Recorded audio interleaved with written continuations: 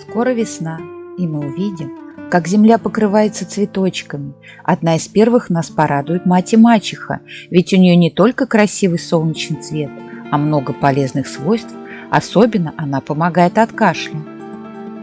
Цветки мать и мачехи собирают в весеннее время, в конце марта или апреля. Цветочные корзинки срезают ножницами прямо у основания, либо обрывают руками, внимательно следя за тем, чтобы в сбор не попали части цветоносных побегов. Мать и мачеха обладает противовоспалительным, отхаркивающим, дезинфицирующим действием. Она создает защитную пленку и купирует воспалительный процесс.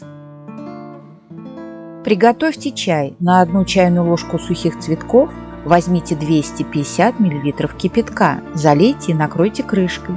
Пусть постоит 10 минут, помогает от кашля, а также способствует разжижению мокроты. Принимайте 2 раза в день по 100 мл.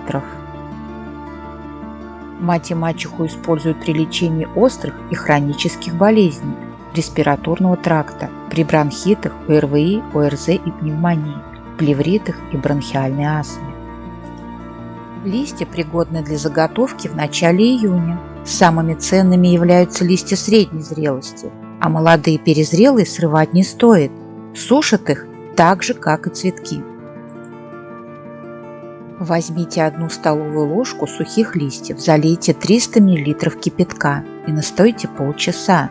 Помогает при заболеваниях дыхательной системы и лор-патологии, запорах и общей слабости. Пейте по 1 столовой ложке до еды 3 раза в день. Возьмите 1 ложку смеси сухих листьев и цветков, заварите кипятком в объеме 200 мл, накройтесь полотенцем и дышите над настоем.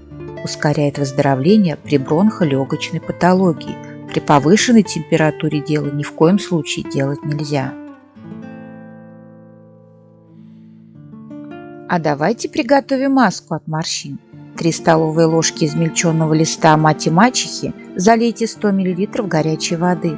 Выдержать настой в течение 15 минут. Затем процедить. Взять 2 столовые ложки полученного настоя, соединить с 2 ложками сметаны, хорошо перемешать, нанести на чистую кожу лица на 20 минут. Смойте маску сначала теплой, а затем прохладной водой.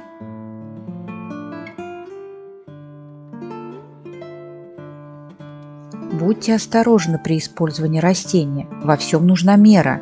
Мать и мачеха может оказать токсичное воздействие на печень, вызвать кровотечение или поднять артериальное давление.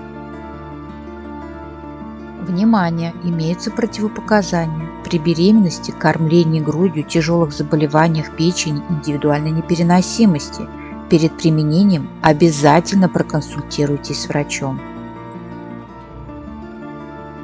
Желаем вам крепкого здоровья. До новых встреч!